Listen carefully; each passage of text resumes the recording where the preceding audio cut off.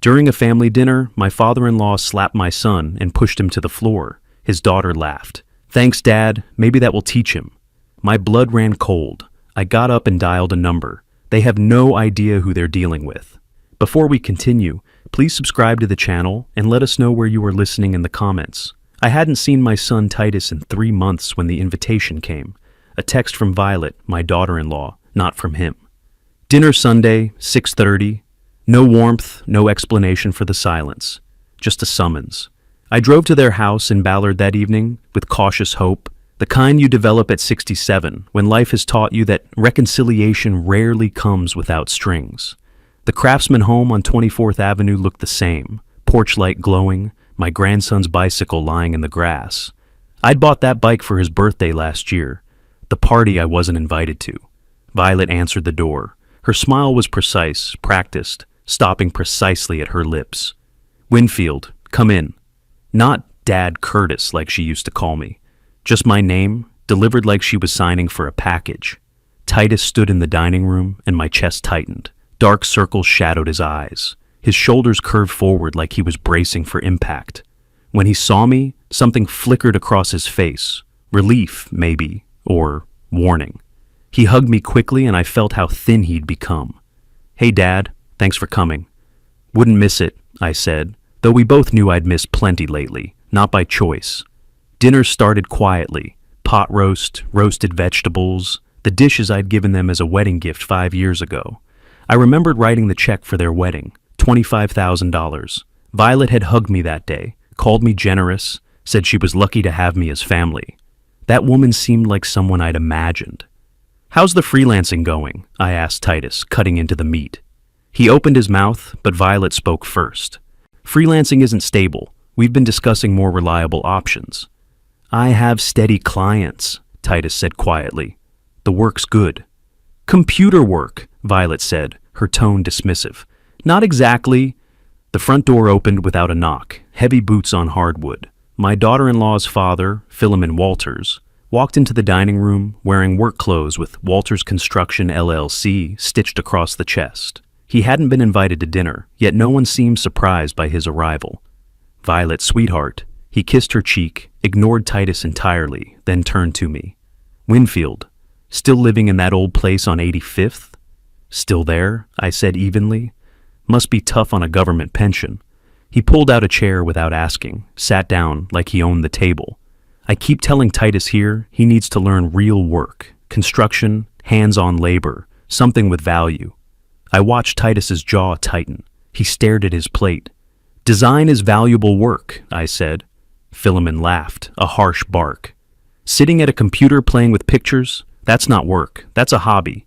I offered him a real position at my company, but he keeps making excuses. "I have commitments," Titus began. "To what? Playing with graphics?" Philemon leaned back, arms crossed. "Your father probably never achieved much either, living in that shack. Low expectations run in families, I suppose." Violet smiled, actually smiled. I took a sip of water, let the insult settle into the quiet space between my ribs. The glasses were from the wedding gift, too. I'd spent 3 hours picking them out, wanting Titus to have something nice, something that said, I believed in his marriage. At my age, I'd learned that defending yourself against people like Philemon only encourages them. So, I set down my glass carefully and said, "Well, at my age, low expectations have their advantages." Philemon's expression suggested he'd expected anger, not self-deprecation. He shifted in his seat, looked at Violet. The rest of dinner blurred into a montage of small cruelties. Violet mentioned that Titus had been doing free design work for Walters Construction. "Family helps family," she said brightly, as if unpaid labor was a gift. Philemon detailed his business success with numbers that sounded impressive until you considered he was still wearing work clothes to dinner, unable to afford a separation between his life and his company. I noticed things. The way Titus flinched when Violet's voice rose. How he apologized constantly for the temperature of the food, for forgetting to buy the right wine, for having a client call interrupt dinner. The expensive camera I'd given him for his birthday sat in the corner on a shelf, gathering dust. When I asked about it, Violet said, "Hobbies are fine, but they don't pay bills." I excused myself to use the bathroom. Walking through their hallway, I scanned the walls. Photos of Violet's family covered every surface. Her parents, her siblings, nieces, and nephews. Not a single picture of Titus with me. Not one of my grandson with his grandfather. I was erased, archived, removed from the visual history of their family. When I returned, Philemon was lecturing Titus about stepping up and being a man. My son nodded, mumbled agreement, shrank smaller with each word. I remembered teaching Titus to ride a bike. He was 7, skinny-legged and determined. He fell 6 times before he got it right, came back every time with scraped knees and absolute focus. "Again, Dad," he'd say. "Let me try again." That boy wouldn't recognize this man. Dinner ended mercifully around 9:30. As I stood to leave, Titus walked me to my car.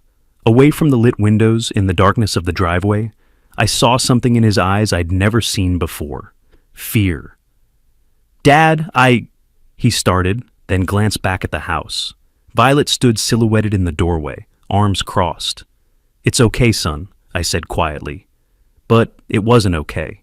And driving home through Seattle's rain-slicked streets, I realized I'd been fooling myself for months. This wasn't a rough patch in their marriage. This was something else entirely. My phone buzzed at a red light. Titus. "Sorry about tonight?" I stared at those 3 words. Sorry. As if he had done something wrong. The Safeway on Greenwood Avenue was running a sale on apples. I stood in the produce section the following Thursday, comparing Honeycrisps to Fuji's, trying to convince myself that normal routines could smooth over the knot in my chest. An older woman needs consistency. Shopping on Thursdays, the same store, the same careful selection of fruit that would last the week. "Winfield," I turned. Sadie Thornton, my neighbor from 3 houses down, pushed a cart toward me. She'd been a court secretary 20 years ago, back when I was still prosecuting cases. We'd crossed paths again when I moved to Greenwood, shared the occasional conversation about property values and Seattle weather. "Sadie, how are you?" "Good, good. Say, was that Titus visiting you last night? I saw his car." I set down the apple I'd been examining. "Last night? Around 8 o'clock. That blue Honda he drives was parked right in front of your place. Sat there for quite a while, actually. 20 minutes, maybe more. I figured you two were having a long chat." 20 minutes. My son had sat outside my house for 20 minutes and never knocked. "He probably got a phone call," I said, keeping my voice light. "You know how it is." Sadie's expression shifted, something concerned flickering across her face. "Is everything all right with him?" He looked, I don't know, troubled. "Just busy with work. Thanks for mentioning it, Sadie." I finished shopping on autopilot, drove home, sat at my kitchen table staring at the old legal pad I kept in the drawer, a habit from 3 decades of building cases. I didn't write anything dramatic, just dates and times. March 9th, dinner at Ballard House. Philemon. Low expectations run in families. Violet. Hobbies don't pay bills. Titus. Multiple apologies, flinching when wife raised voice. March 13th. Titus sat outside my house, never came in. The following 2 weeks crawled past. Titus texted sporadically. "Busy." "Sorry." Later. Each message shorter than the last, like he was rationing words. I invited him to coffee twice. Both times he declined with vague excuses about deadlines and appointments. I didn't push. Pushing would make things worse. On a Tuesday afternoon in early April, my phone rang. Violet, not Titus. "Winfield, it's Violet. I'm calling about dinner." "Hello, Violet. How are you?" She ignored the pleasantry. "We'd like you to come to dinner this Sunday, April 6th, 6 o'clock. "That sounds fine. What's the occasion?" "Dad, Philemon, wants to discuss something important. About Titus's future." I paused, let the silence stretch. Titus's future. Not our future, not family plans. His future, spoken like he was a project to be managed. "I see. Will Titus be there?" "Of course. It's his future we're discussing." Her tone had an edge, like she expected resistance. I gave her the opposite. "Then I'll be there." A beat of surprise. "Oh, good. 6 o'clock sharp." She hung up before I could respond. Sunday came with typical Seattle drizzle. I showered, dressed in khakis and a button-down shirt, checked that my phone was fully charged. Washington is a one-party consent state for recordings, a fact I'd relied on countless times as a prosecutor. Not that I was planning anything specific, just being prepared. I arrived at 6 exactly. Brought a bottle of wine, nothing expensive, the kind of hostess gift that demonstrated courtesy without warmth. Violet accepted it with a nod. No thank you. The dining room felt different this time, colder, despite the same lighting. Philemon was already seated at the head of the table, though it was Titus's house. My son looked worse than he had 3 weeks ago. His hands trembled slightly as he poured water. We sat. No small talk, no "how have you been?" Philemon launched directly into his agenda. Titus, I've been patient, but it's time you stepped up and joined my company full time. I appreciate the offer, Titus began carefully, but I've built a client base. Philemon's hand hit the table. The glasses jumped. Your computer games aren't a career. I'm offering you $2,800 a month, steady income, real work. That's, Titus's voice wavered. That's less than half what I make now. Money isn't everything, Titus. Violet leaned forward. Family is. Dad's offering you stability. But I am stable. I have contracts through. You're a failure! Philemon's voice filled the room. Just like him. He jabbed a finger at me. Look at your father, 67 years old, living in that dump. Is that what you want? I continued eating, chewing methodically. Pot roast again. Not as good as last time. Titus stood abruptly, chair scraping back. I need some air. Excuse me. You sit down. Philemon rose too, looming. We're not finished. I just need a minute. I said sit down! Philemon's hand shot out, grabbed Titus's shoulder. He shoved, hard, sudden. Titus stumbled backward, caught his heel on the chair leg, went down. The sound of him hitting the floor was dull, meaty. Before he could get up, Philemon stepped forward and slapped him across the face. The crack echoed like a gunshot in the sudden silence. Violet laughed, actually laughed. Thanks, Dad. Maybe this will teach him to listen. Time stretched. Titus on the floor, hand pressed to his reddening cheek. Violet standing above him with that smile. Philemon breathing hard, flushed with exertion and satisfaction. I set down my fork, placed my napkin beside my plate, stood slowly. Philemon turned to me, apparently expecting approval, or at least silence. Sometimes you have to use a firm hand. Right, Winfield? Old school discipline. The dining room felt very small, very quiet despite his heavy breathing. Excuse me a moment, I said. My voice was calm. Too calm. I reached for my phone. Philemon turned to me, apparently expecting approval. His face was flushed, chest heaving with exertion and what looked like satisfaction. You understand, right, Winfield? Old school discipline. Sometimes young people need a firm hand to learn respect. I stood slowly, set my fork down beside my plate with care. Excuse me a moment. Good, Philemon said, misreading my calm entirely. Get some air. This is between us and Titus anyway. I walked to the kitchen, 10 steps, maybe 12.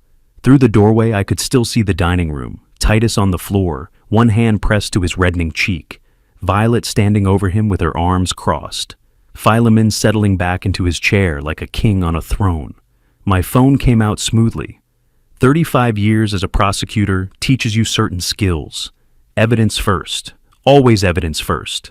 I activated the camera, positioned it on the counter, angled toward the dining room, pressed record.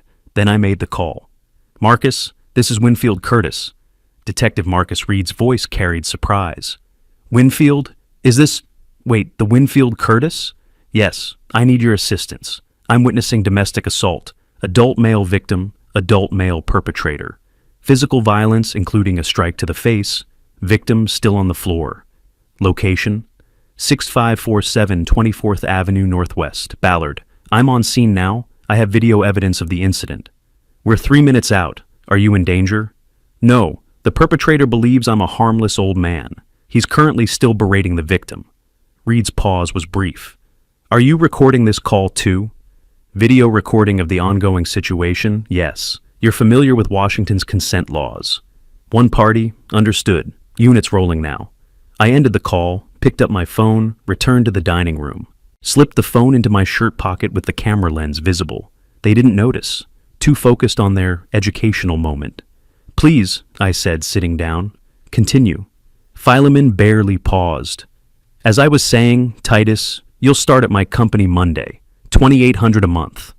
Violet actually pulled out a notepad, and started writing. And you'll need to sell that camera. No more wasting money on hobbies. I lifted my water glass, took a sip. What exactly would Titus's role be, Philemon? He leaned back, happy to explain. Website design, logos, marketing materials, real work that supports an actual business. Would that be compensated separately from the $2,800? Philemon scoffed. That is the compensation. He gets steady income, I get professional services. Fair trade. Titus spoke from the floor, voice barely above a whisper. That's not fair trade. Those services are worth... You don't get to negotiate. Philemon's fist hit the table. You're in no position to negotiate anything. I glanced at my watch. 6 minutes since the call, the serving platter sat between us, pot roast congealing in its own juices. Violet was still writing her list. Oil 1, sell camera 2, start at Walters Construction. Monday 3, stop wasting time on freelance clients. Like she was planning a grocery trip instead of dismantling her husband's career. Titus looked at me then. Really looked at me. Something in his expression shifted, confused by my stillness, my silence. I gave him the smallest nod. Trust me, son? Just trust me. 8 minutes. The doorbell rang. Violet's head snapped up, irritated. Who would come by this late? Ignore it, Philemon said. We're not done here. The doorbell rang again, more insistent. Violet stood with an exasperated sigh. This is ridiculous. She walked to the front door. I heard it open, heard her sharp intake of breath. Good evening, a uniformed officer said. We received a report of a domestic disturbance at this address. What? Violet's voice rose half an octave. There's no disturbance. This is a family matter. Private. Detective Marcus Reed stepped into view behind the patrol officer. Even after 6 years, I recognized him. Same sharp eyes, same careful posture of someone who'd seen too much and forgotten none of it. Ma'am, we need to come inside. We have probable cause to enter based on the call we received. You can't just... Violet started.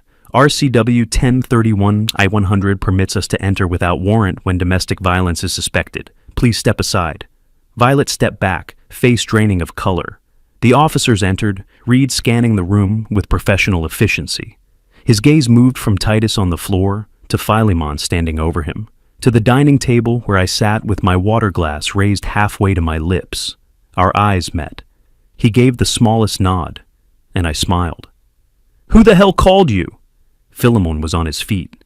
This is harassment, private property. Detective Reed's expression didn't change. We received a call from Mr. Curtis here, reporting witnessing a domestic assault. Philemon turned to me. You? You called the cops on family? Reed pulled out his notebook. Mr. Curtis, can you confirm the information from our phone call? Yes, Detective Reed. I witnessed Mr. Walters physically assault my son, shoving him to the floor and striking him across the face. Wait. Philemon's eyes narrowed. You two are on a first-name basis? What is this? Mr. Curtis and I have worked together previously, Reed said evenly. He was a federal prosecutor for 35 years. The silence lasted 3 heartbeats. What? Violet's voice cracked. A prosecutor? Philemon's face reddened. You're lying. U.S. Attorney's Office, Western District of Washington, I said. I retired in 2020. Reed turned to me. Do you have the footage you mentioned? I handed him my phone. 7 minutes. Starting after the initial assault, shows continued verbal abuse and coercion. Reed watched, face neutral, Officer Thompson peering over his shoulder. When he looked up, his expression was professionally blank, but I saw the flicker of recognition in his eyes. Good evidence. Solid case. Mr. Walters, Reed said, can you explain what I'm seeing here? That's illegal, Philemon sputtered. You can't record people without permission. Washington is a one-party consent state, sir. Mr. Curtis had every legal right to record. Now, this footage shows you striking Mr. Titus Curtis across the face. What's your explanation? He needed to learn respect. He's weak, like his father. Philemon caught himself, but too late. So, you admit striking him? He needed discipline, Officer Thompson wrote in his notebook. Suspect acknowledges physical contact with victim. Reed turned to Titus, still on the floor. Sir, I need to ask, Do you wish to file charges against Mr. Walters for assault?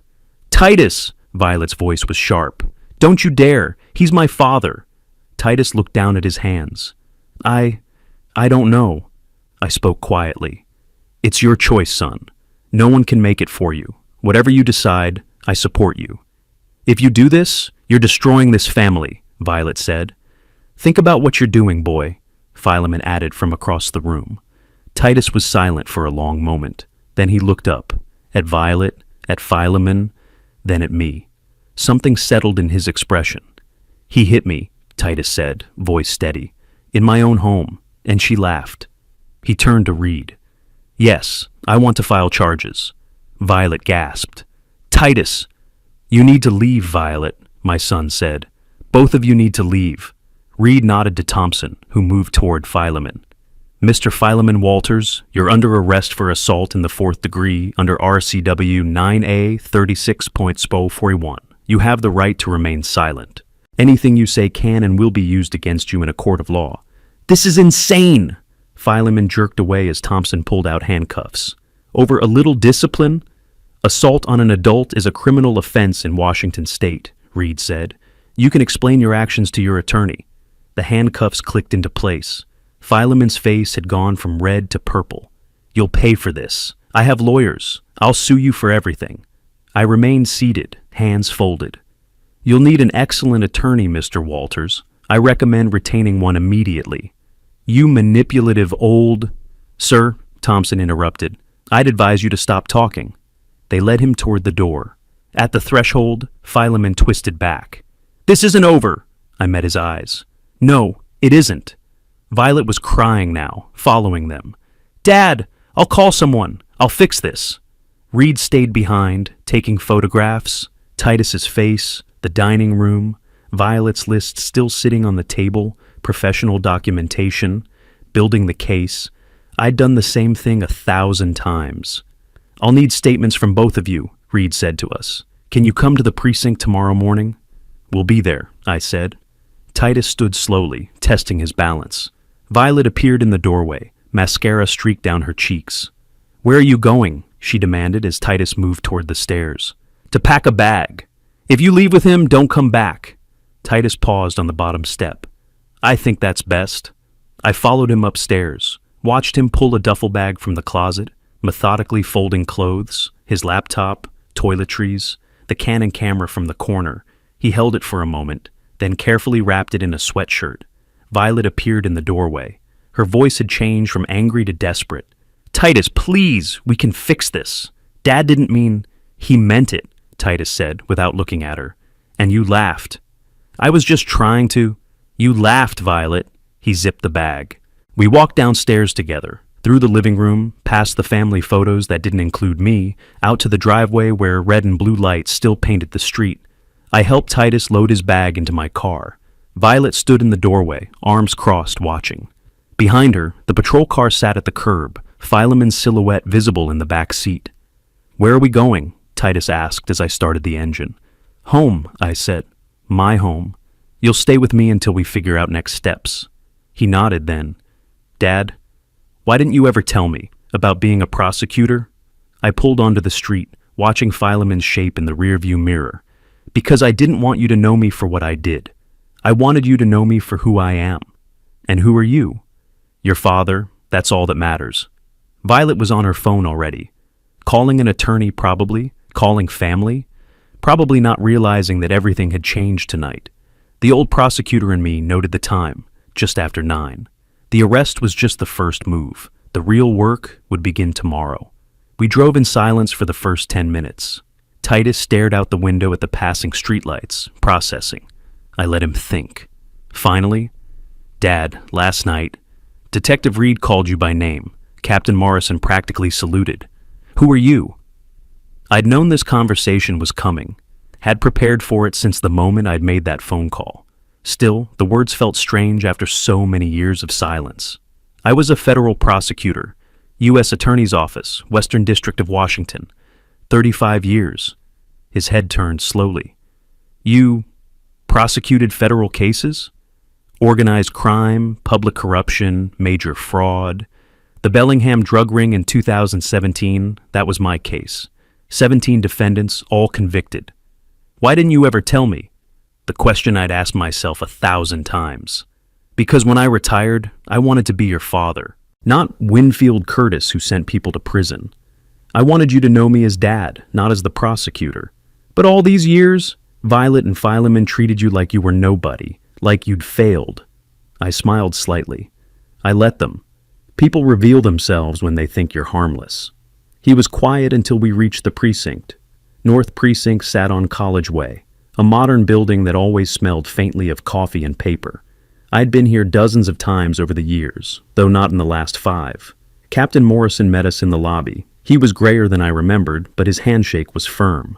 Mr. Curtis, sir, I heard you were involved. I wanted to personally ensure this case gets priority. I appreciate that, Captain. Though I'm just a witness here, my son is the victim. Yes, sir, but when Winfield Curtis witnesses a crime, we take notice. Your statement will carry significant weight. After Morrison left, Titus leaned close. He called you sir. You've been retired 5 years. Respect doesn't retire, son. You earn it over decades. That's what Philemon never understood. The statement taking was methodical. Detective Reed walked me through every detail while a video technician copied my phone footage. I provided timeline, observations, context. 35 years of courtroom testimony had taught me precision.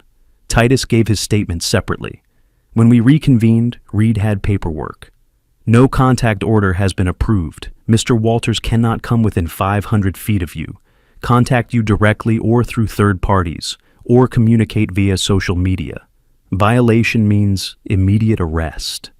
Thank you, Titus said quietly. Trial date will be set at preliminary hearing, probably late July. Reed looked at me. The prosecutor assigned is Sarah Chen. Tough.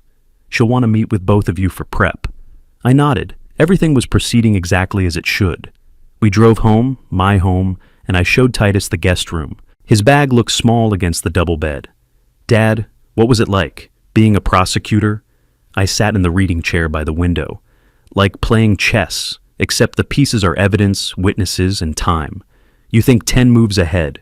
You prepare for every counter move, and you never ever underestimate your opponent. Did Philemon underestimate you? Completely. That was his first mistake. Hitting you was his second. That evening, my phone rang. Sadie, my neighbor from down the street. Winfield, I just heard the news. I was telling my book club about the arrest, and Helen remembered you from the papers. The federal prosecutor. Why didn't you ever mention it? Didn't seem relevant, I said mildly. Well, everyone's talking about it now. The Ballard Facebook group is exploding. People are saying Philemon picked the wrong family to mess with. After she hung up, I turned to Titus. The neighborhood knows, which means Philemon will know soon. Our element of surprise is gone. Does that matter? It accelerates the timeline, but that's fine. I have other moves in play. I called Gerald Patterson, an old friend who'd specialized in tax law after leaving the prosecutor's office. We'd worked a corruption case together in 2015. Gerald, I need analysis of a company, Walters Construction LLC, Seattle, everything public record. What am I looking for? Vulnerabilities, tax issues, licensing problems, contractor violations. Anything state or federal agencies might find interesting. There was a pause. Winfield, you're not building a case anymore. You're retired. This is personal. They hurt my son. I'm not prosecuting, I'm protecting. Understood. Give me 2 days. Violet called that evening. Titus answered. Put her on speaker. Titus, we need to talk. Your father has gone crazy. He's destroying everything. He's protecting me. You and your father assaulted me in my own home. It wasn't that serious. Dad just lost his temper. But now, the divorce, the charges. Please tell your father to stop. He hasn't done anything illegal. Neither have I. We're just using the system. The system? Titus, this will ruin us. Dad could go to jail. Then he shouldn't have hit me, and you shouldn't have laughed. Silence stretched. Then, I didn't mean... Yes, you did. That's what I finally understand. Gerald called back 48 hours later. Found what you needed. IRS debt, $45,000. Equipment loans in default. Multiple L&I violations. Safety issues. Employment documentation problems. It's a house of cards. Can you document it?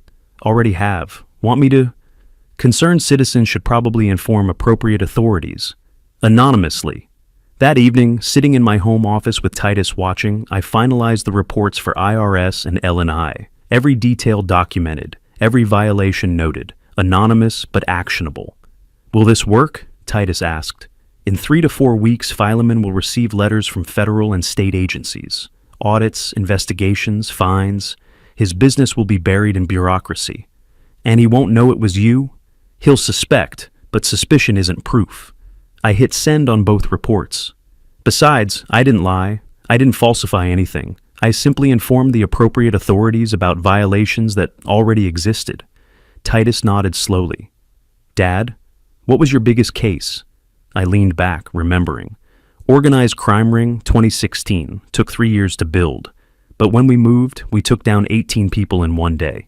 The defense attorneys couldn't believe how tight the case was. Not a single acquittal. How did you do it? Patience, evidence, and never letting them see me coming. My phone buzzed. Text from Gerald. Found the tax issues. IRS will be very interested. Documents attached. I opened the files. $45,000 in unpaid taxes, equipment loans in default, safety violations, everything I needed. The wheels are in motion now, I told Titus.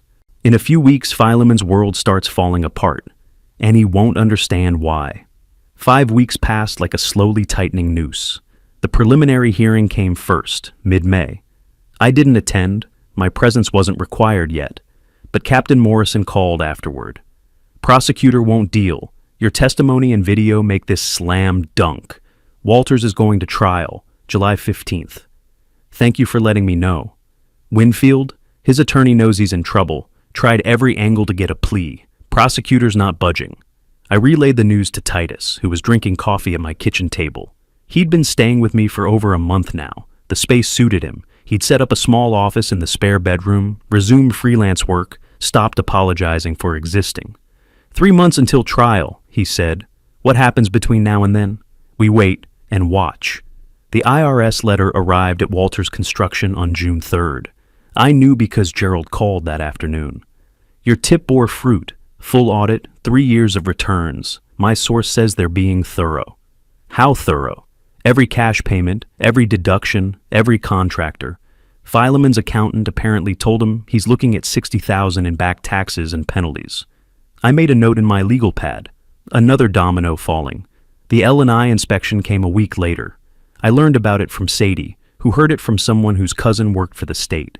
12 violations at one job site, $75,000 in fines. Can you imagine? And they're referring it for criminal investigation. Something about undocumented workers. That's concerning, I said neutrally. Concerning? Winfield, the man is collapsing. His business, the criminal charges, everything. People are saying you planned it. I'm simply a witness in a criminal assault case. She studied me over her teacup. You know, I worked in that courthouse for 20 years. I saw a lot of prosecutors. You were different. You didn't just win cases. You dismantled people. I dismantled their crimes, I corrected gently. There's a difference. Violet lost her job on June 20th. Titus's phone buzzed with the news, a text from her that started with profanity and ended with blame. She thinks we got her fired, Titus said, showing me the screen. Did we contact her employer? No. Then she got herself fired. Scandal has consequences. His phone rang. Violet desperate now. He answered, put her on speaker. Titus, please. I lost my job. Dad's business is collapsing. We need help. You need help? Where was help when your father hit me? When you laughed? I know I made mistakes, but this is too much. Your father is destroying us. My father is doing nothing illegal. The IRS found tax problems. L&I found safety violations. The court is prosecuting assault. These are consequences. Consequences? My entire life is falling apart. Yes. That's what happens when you support violence against your husband. Actions have consequences. She hung up. Titus looked at his phone for a long moment. Dad, are we going too far? I set down my coffee carefully. What do you think? Should I have done nothing when he hit you? No, but everything happening at once. The IRS is investigating tax fraud he committed. L&I is enforcing safety laws he violated. Her employer made their own decision. I didn't fabricate anything. I simply ensured proper authorities knew about existing violations. But you knew this would happen. Yes. That's the difference between revenge and justice. Revenge is making someone suffer for satisfaction. Justice is ensuring consequences match actions. Philemon built a house of lies, financially, legally, ethically. I didn't knock it down, I just stopped holding it up. He was quiet for a long time. Then, I don't feel guilty anymore. Is that wrong? No, son, that's growth. The call from Brennan's office came on a Friday afternoon in mid-June. A paralegal, professional, and detached. Mr. Curtis? Attorney Brennan wanted you to know Mr. Walters has rejected our final plea recommendation. He insists on going to trial. I thanked her and hung up. Titus looked at me questioningly. He's going to trial? July 15th. Full jury trial. That's good for us, right? The video is clear. It's excellent for prosecution, terrible for him. Brennan knows it. That's why he wanted him to plead. Then why didn't Philemon take the deal? I thought about the man I'd observed at that dinner, the arrogance, the need to dominate, the inability to admit error, because he still thinks he can win. He still doesn't understand that he's not fighting me. He's fighting the evidence, the law, and his own actions. Titus was quiet for a moment. Then, Dad, what happens when someone like Philemon finally realizes they've lost? They get desperate. And desperate people make mistakes. My phone buzzed. Text from Captain Morrison. Prosecutor wants to meet with you next week. Trial prep. Building strong case. I replied, I'll be there. Outside, the summer evening was settling over Seattle. Somewhere across town, Philemon Walters was probably rage-calling his attorney, demanding strategies that didn't exist. Violet was probably calculating how little she could survive on. And I was sitting with my son, watching the sunset, knowing that justice, slow and methodical, was coming. The motion hearing came on a Tuesday morning in late June. King County Superior Court, 3rd floor, Judge Patricia Hammond presiding. I sat in the gallery while David Brennan, Philemon's attorney, argued that my video recording violated privacy expectations. Your Honor, the recording was made without my client's knowledge in a private home. This violates reasonable expectation of privacy. Judge Hammond reviewed her notes. Counselor, Washington is a one-party consent state under RCW 973.030. Mr. Curtis was a participant in the conversation.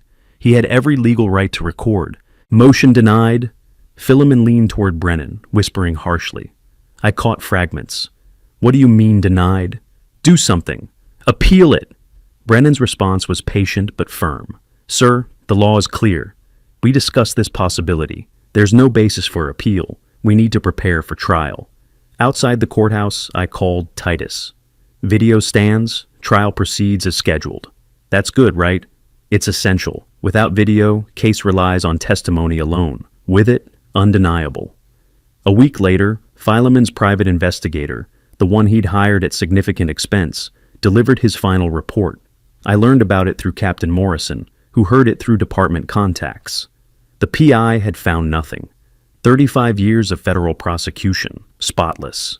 No ethics violations, no financial irregularities, no personal scandals. The PI had quit when Philemon couldn't afford the additional retainer. He spent $2,000 to learn what everyone already knew, Morrison told me over coffee. You're clean. I know, but desperate people look for miracles. Violet's social media campaign peaked in late June. Tearful videos about her destroyed family, posts calling me a vindictive man with connections, accusations of using the system for revenge. For a few days, the posts gained traction, shares, sympathetic comments from people who didn't know the full story. Then the community responded. Screenshots of the police report appeared in comment sections. People who'd hired Philemon's company shared stories of aggressive behavior and shoddy work. Someone posted, "Your father hit someone and you laughed. This isn't about vindictive prosecution. This is about assault." Within a week, Violet deleted the posts. But screenshots live forever. The divorce hearing came July 8th, a week before the criminal trial. I accompanied Titus for moral support, but stayed outside the courtroom. Michael Hartley, the attorney I'd helped Titus retain, was confident. Afterwards, Titus found me in the hallway. His face carried the first genuine relief I'd seen in months. We won everything. The house stays with me, no alimony, no emotional distress payment. Hartley's good at his job. Dad, he had documentation for everything. Bank statements showing I paid all the bills for 2 years.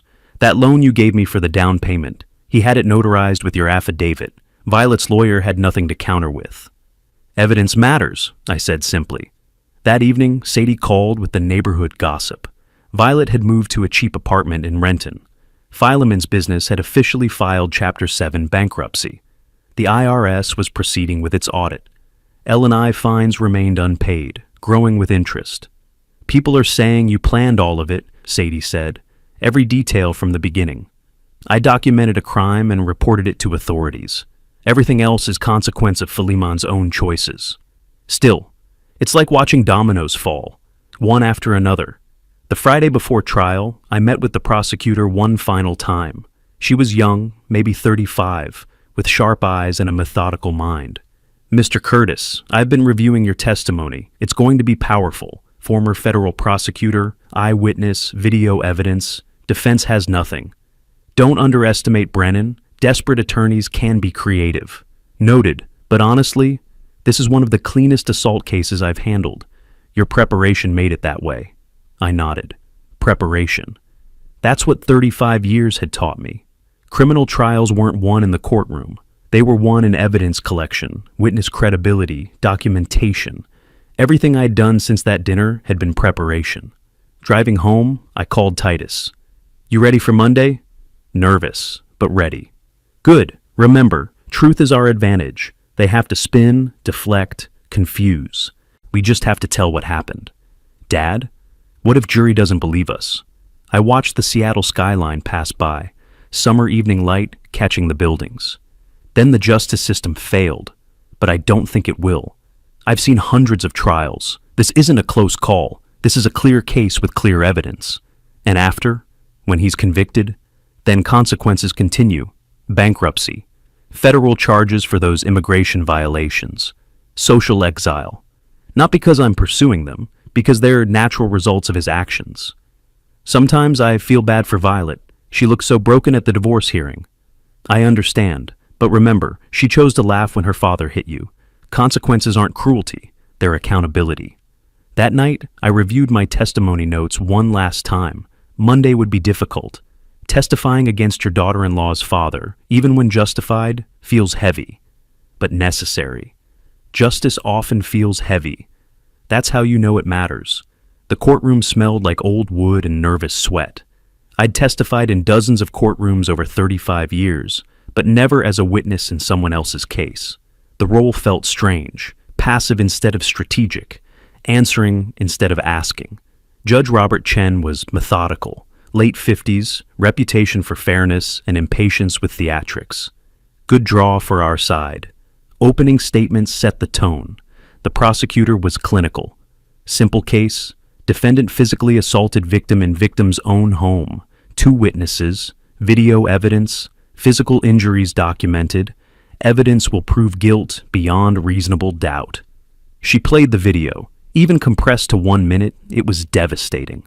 The shove, Titus falling, the sharp crack of the slap. Several jurors flinched. Brennan's opening was what you'd expect from a lawyer with a bad hand. Momentary lapse in judgment, family stress, no serious injury intended. Consider the context of a father concerned for his daughter's family. The jury looked unimpressed. I testified that afternoon. The prosecutor walked me through credentials first. Federal prosecutor, 35 years, Western District of Washington. Established credibility before substance. Mr. Curtis, what did you observe on April 6th? I observed the defendant grab my son's shoulder and shove him forcefully. My son fell to the floor. The defendant then struck my son across the face with an open hand. What did you do? I began video recording on my phone. Washington is a one-party consent state. I had legal right to do so. Then I called Seattle police. Why? Because I'd just witnessed an assault. As a former prosecutor and citizen, reporting crimes is a responsibility. Brennan's cross-examination tried to paint me as biased, using connections, pursuing a vendetta. I stayed calm. Mr. Curtis, you could have handled this privately, family to family. Assault isn't a family matter, it's a crime. Would you suggest a witness to robbery handle it privately? You admit you have a relationship with Detective Reed? We worked together years ago. I have relationships with many law enforcement professionals. That's the result of a 35-year career prosecuting criminals. Brennan realized he was making me look better, not worse. No further questions. Titus testified the next day. His voice was steady but emotional as he described the assault, the humiliation, his wife's laughter. That's when I knew everything had changed. Under cross-examination, Brennan asked why he hadn't defended himself. He was bigger, aggressive, and I was shocked someone would do that in my own home. Several jurors took notes. I could read their faces, sympathy, understanding, disgust at what they had witnessed on video. The defense case was brief. Fileman testified against Brennan's advice. I watched him try to justify, explain, minimize. Under the prosecutor's cross-examination, he crumbled. You admit you struck Mr. Curtis? Yes, but it wasn't like they're making it sound.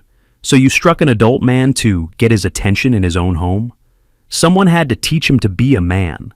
Teach him through violence? Sometimes that's what it takes. Two jurors shook their heads. One woman in the front row looked horrified.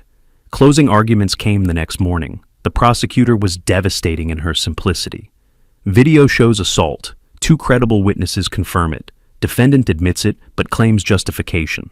There is no justification for assaulting an adult in their home. Guilty verdict is the only appropriate outcome. The jury deliberated 3 hours. When they returned, the foreman's voice was steady. We find the defendant guilty of assault in the 4th degree. Fileman went white, then red. He started to stand. The bailiff's hand on his shoulder kept him seated. Violet was crying in the gallery. I sat in the back, expressionless. Titus exhaled for the first time in days. The sentencing hearing came 5 days later. Judge Chen reviewed the pre-sentence report, victim impact statement, video evidence. Mr. Walters, this was not a momentary lapse. This was deliberate assault on an adult in his own home. You showed no remorse in your testimony. In fact, you attempted to justify it. Sentence is as follows: 90 days King County Jail, 2 years supervised probation, 52 weeks anger management counseling, $5,000 restitution to the victim, $2,850 court costs. Bailiff, remand the defendant. Fileman stood as the bailiff approached with handcuffs. His face was twisted with rage. You destroyed me, he shouted, looking at me. I had a business, reputation. You took everything. Judge Chen's voice was sharp. Mr. Walters, you will remain silent. As they led him away, Fileman hissed in my direction. This isn't over. I spoke quietly, almost to myself. Yes, Fileman, it is. The courtroom emptied slowly. Titus and I were among the last to leave. In the hallway, Captain Morrison approached. Mr. Curtis, good work in there. Thank you, Captain. Though it wasn't work, just testimony. Still, you handled Brennan's cross perfectly. Titus and I walked to the parking garage. Summer afternoon sun breaking through Seattle's clouds. He was quiet until we reached the car. It's really over, isn't it? The trial, I mean. Yes, he'll serve his sentence. Probation after. But the criminal case is finished. And the other stuff, the bankruptcy, the IRS, that continues, natural consequences of his choices. But we're not pursuing anything more. We don't need to. He nodded. I feel not happy exactly, but relieved. That's appropriate. Justice isn't supposed to feel like a victory celebration. It's supposed to feel like balance restored. That evening, Titus made dinner, simple pasta. We ate in comfortable silence. What happens now? He finally asked. You rebuild. New job, maybe a new relationship someday. Life without constant criticism. You're free now. And them? They face consequences. But Titus? That's not our focus anymore. We look forward, not back. He smiled. First genuine smile I'd seen in months. Outside, summer evenings settling over Greenwood. Somewhere across town, in King County Jail, Philemon Walters was learning that actions have consequences. And here, in this modest house on 85th Street, We were learning that justice, though slow, arrives eventually. Philemon walked out of King County Jail on September 10th, looking 10 years older. Gray stubble covered his jaw. His shoulders curved forward like a question mark. Violet waited by her car, a 10-year-old Honda she'd bought after selling the nicer one. The drive to his studio apartment in White Center was silent. She'd helped furnish it with donations from Goodwill, a twin bed, small table, 2 chairs, $950 a month, which she was helping him pay. That afternoon, his probation officer laid out the terms. Weekly check-ins, anger management every Tuesday, no contact with Titus, restitution payments of $100 monthly, 50 months total. Any violation meant immediate return to jail. Do you understand, Mr. Walters? Yes. Good. Make your first anger management appointment by Friday. That evening, Violet visited his apartment, brought groceries, helped him organize the small space. He sat on the donated couch, staring at nothing. If Titus had just taken the job, he began. Dad, stop. Her voice was sharp. Just stop. But if he'd listened, you hit him. I laughed. We destroyed everything ourselves. She was crying now. We thought we were better than everyone. We treated people like tools, and Winfield Curtis showed us we weren't untouchable. Philemon opened his mouth to argue. Then something broke. He put his face in his hands and cried, deep, shaking sobs.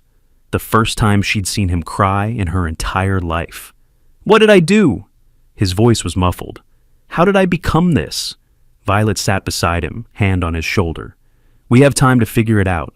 But Dad, no more excuses, no more blaming others. The anger management class met in a church basement. 12 metal folding chairs in a circle, coffee in styrofoam cups, fluorescent lights. Philemon was the oldest. The counselor was patient but firm. Tell the group what brought you here, Philemon. Court ordered. I was convicted of assault. Tell us what happened. Own your actions. The words felt like broken glass in his throat. My son-in-law refused to work for my company. I got angry. I pushed him. He fell. Then I slapped him. A younger man across the circle frowned. Why'd you hit him? Because he wouldn't listen. He was disrespectful. I thought... Philemon stopped. The truth was worse than the lie. No, that's an excuse. I hit him because I was used to controlling people, and he said no. I couldn't handle someone not obeying me. That's the first honest thing you've said, the counselor noted. Keep going there. 3 weeks later, Violet stood at the Target checkout, exhausted. 8-hour shift, lunch break spent eating crackers in her car because she couldn't afford the food court. Her feet ached. The red vest felt like a prison uniform. A woman she recognized from Ballard came through her line. Their eyes met. The woman quickly moved to another register. Violet finished her shift, drove to her apartment in Renton. $1,100 a month for 500 square feet. She'd sent her father $200 that morning, half his rent. Her bank account showed $43 until next payday. She microwaved ramen for dinner, ate alone while scrolling through Facebook. Someone had tagged her in an old post about the assault. New comments. That woman whose father... She laughed when he hit her husband. Karma's real. She closed the app, sat in silence, finally whispered to the empty room, "What did we do?" On September 20th, she dialed Winfield's number. Her hands shook so badly she had to try twice. "Hello? Mr. Curtis, it's Violet. I know I have no right, but could I please speak with you in person?" Long pause. She held her breath. "Please, I need to apologize. I understand if you refuse. Tomorrow, 2 o'clock, my house on 85th Street. Thank you so much. I'll be there." "Violet? This doesn't change anything legally or socially. This is just a conversation." "I know. I'm not asking for more, just to be heard." She arrived at 1:55, sat in her car for 3 minutes, gathering courage, walked to the door in her Target clothes, the only clean outfit she had, rang the bell. Winfield opened the door, didn't smile, but stepped aside. "Come in." The living room looked exactly as she remembered. She sat on the edge of the couch, hands clasped. Long silence. "I don't know where to start," she finally said. "Start with truth." The words came tumbling out. "I was cruel to Titus, for months, maybe years. I criticized everything, his income, his career, his confidence. I let my father control our marriage, and when Dad hit him, I laughed. I actually laughed at my husband being assaulted. Winfield listened, face neutral. I told myself I was supporting my father, family loyalty. But it wasn't loyalty, it was cowardice. I was too weak to stand up to Dad, so I joined him in tearing Titus down. She was crying now. I'm so sorry. I'm so deeply sorry. I lost everything. My marriage, my job, my home, my friends, and I deserved to lose it. I hurt someone I promised to love. I enabled violence. I was complicit. You were more than complicit, Winfield said quietly. You encouraged it. You created an environment where your father felt entitled to assault someone. She nodded, crying harder. I know. I don't expect forgiveness. I just needed you to hear that I finally understand what I did.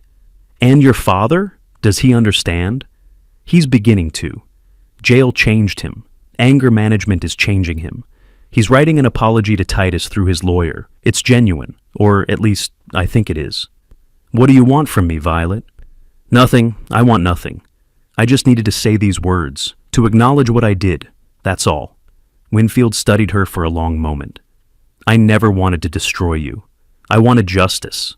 My son was suffering, being controlled, diminished, assaulted. I couldn't stand by. I understand. You protected him, like a father should. The consequences you're experiencing, lost job, divorce, poverty, isolation, those aren't my doing. They're natural results of your choices. I know, I'm not blaming you. You didn't make me lose my friends. My behavior did that. I appreciate you saying that, and I appreciate this apology. It takes courage to admit fault.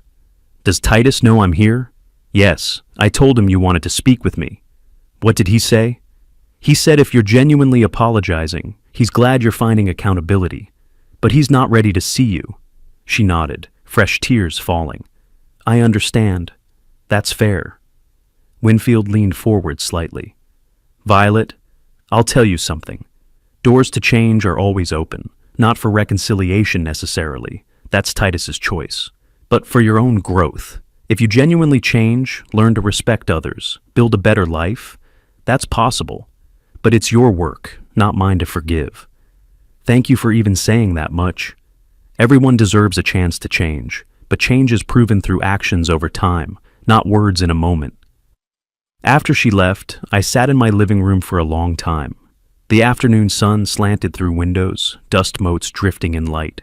She'd apologized, genuinely, I thought, without excuses or justifications. But acknowledgement didn't erase actions. Apology didn't restore what she'd destroyed. It was a starting point, perhaps, but only she could walk the path forward. Titus called that evening. How did it go? She apologized, took responsibility, said she understood consequences were deserved. Do you believe her? I considered. I believe she's beginning to understand. Whether that leads to genuine change, time will tell. But it's not our responsibility anymore. Did you forgive her? I acknowledged her apology. But forgiveness? That's complex. She didn't wrong me directly, she wronged you. If anyone forgives, it should be you, and you're not required to. I'm not ready. That's valid. Maybe you never will be. Maybe someday you'll be willing to have a civil relationship if she demonstrates sustained change. But that's years away, if ever. Thanks, Dad, for everything. Always, son. Later, I received an email from Philemon's attorney, attached, a formal letter of apology. I opened it. Dear Mr. Titus Curtis, I am writing through my attorney as required by probation terms, but these words are mine. I assaulted you. I struck you in your own home because you refused to submit to my demands. There is no justification. It was not discipline or family correction. It was abuse. I spent 50 days in jail thinking about what kind of man I'd become. Someone who demanded respect but never earned it. Someone who controlled through fear rather than led through example. I don't ask forgiveness. I don't expect reconciliation. I simply want you to know I was wrong, completely inexcusably wrong. I hope you're building a good life. You deserve better than what I showed you. Philemon Walters. I forwarded it to Titus without comment. He could decide what, if anything, it meant. Outside, September evening was settling over Seattle. Somewhere across town, Violet was probably eating cheap dinner in a lonely apartment. Philemon was attending his anger management class, confronting his failures. And here, in this modest house, my son was safe. Justice had been served, not through revenge, but through truth, evidence, and accountability. That night, I slept better than I had in months. Days later, Titus sat at my kitchen table reading Philemon's letter for the 5th time. "I don't know if he means it," he said finally. "What do you think?" "I think he's scared and broken, and finally sees what he did, but I don't know if that's genuine change or just desperation." "Both can be true," I said. "Desperation can trigger genuine self-examination. Whether he maintains that awareness in years to come, that's unknown, but it's not our responsibility to monitor." "Do I have to forgive him?" "Absolutely not. Forgiveness is a gift, not an obligation. You can acknowledge his apology without forgiving. You were the victim. You owe him nothing. Part of me wants to be the bigger person. Being the bigger person doesn't mean accepting abuse or forgiving the unforgivable. It means maintaining your dignity and boundaries while they face their consequences. You've already done that." He folded the letter carefully. "So, I just do nothing? You live well. You build a good life. You learn from this. That's not nothing. That's everything." Sadie visited for tea the following week, bringing neighborhood gossip as always. "Everyone's talking about you," she said with a smile. "I can imagine. In a good way. People are saying you stood up for your son, protected him from a bully." "I simply reported a crime and testified truthfully." "Don't be modest. Philemon thought you were weak because you're quiet and retired. He learned otherwise." I smiled slightly. "Underestimation can be an advantage. I'll say. People respect you now, not that they shouldn't have before, but now they know who you are." That afternoon, I attended an online auction. The 1804 silver dollar came up. Rare, beautiful, expensive. I bid carefully, methodically. When the hammer fell at $85,000, I felt a quiet satisfaction. Not just owning the coin, but returning to this hobby I loved. Life continuing beyond the drama. Titus came home that evening excited about his new job. Rover.com had hired him as senior designer at $95,000 a year, nearly double his freelance income. "They love my work," he said. "Actually respect my ideas. It's so different from being constantly criticized." "Yeah." I forgot what it felt like to be valued. We made dinner together, something we'd been doing regularly. Simple pasta, salad, conversation about his day. The domestic peace I'd fought for. Later, sitting on the back porch, Titus asked, "Do you ever regret it? Calling police that night? Everything that followed?" I thought about the question. "No, I regret that it was necessary. I regret that your marriage ended. I regret that you were hurt. But my actions? No regrets." Violet and Philemon lost everything. They lost what they built on lies and abuse. I didn't take it. Consequences did. He nodded. "I'm glad I know who you are now. Really know." "I'm glad too, though I was always the same person, just with different history than you knew." "Why did you hide it?" "Because I wanted you to love me for being your father, not for being Winfield Curtis the prosecutor. Titles fade, relationships remain. You could have corrected Philemon when he called you a poor old man. To what end? Prove I had money? Would that have made him respect you? No. It would have made him jealous and angry. Better to let him underestimate until it mattered." We sat in comfortable silence, watching the sun set over Puget Sound. "What happens now?" Titus finally asked. "You build a good life. Great job, new opportunities, freedom to be yourself. I return to my hobbies and quiet routines. We have dinners together, talk about your day, normal life. And them? They face their consequences and either grow from them or don't. That's their journey, not ours." It feels anticlimactic somehow. Good endings often do. No dramatic confrontation, no grand finale, just resolution, justice served, wounds healing, life continuing. He smiled. "I like that." My phone buzzed. Text from Sadie. "Heard Violet moved to Everett. New job, fresh start, away from Ballard gossip." I showed Titus. He read, nodded. "I hope she figures things out." "So do I. Genuinely." "Really?" "Really. I never wanted to destroy her. I wanted you protected. Those aren't the same thing." Weeks became routine. Titus's job became a career. My coin collection grew. Captain Morrison and I had coffee monthly, swapping old prosecutor stories. Sadie visited regularly with neighborhood updates. The modest house on 85th Street remained unchanged. Same furniture, same routines, same quiet dignity. Except now, people knew there was depth beneath the surface. Someone once asked me the difference between justice and revenge. Revenge is about inflicting pain for satisfaction. Justice is about appropriate consequences for actions. I didn't destroy Philemon's business. His own violations did that. I didn't isolate Violet socially. Her participation in assault did that. I simply ensured truth was known. I'd protected my son. Use knowledge and experience ethically. Let the system work as designed. Asked for no more than appropriate accountability. Late September evening, Titus and I sat on my back porch. The sun was setting, painting the sky orange and pink. "You know what's funny?" Titus said. "That whole time, Philemon thought you had nothing. No power, no resources, no connections. He measured worth in display. I measured it in security and peace. And he never saw you coming. That was the point. People reveal themselves when they think you're harmless. He showed me exactly who he was. Then I showed him exactly who I was." We watched the light fade over the city. Somewhere out there, Philemon was attending his anger management class. Violet was starting over in a new town, both on long roads to wherever they'd end up. And here, in this quiet house, we had exactly what I'd fought for. Peace, safety, dignity, and each other. For a man who'd spent 35 years prosecuting criminals, that final case, defending my own son, was perhaps the most important. And the verdict was clear: justice, not revenge. Consequences, not cruelty. Dignity, not domination.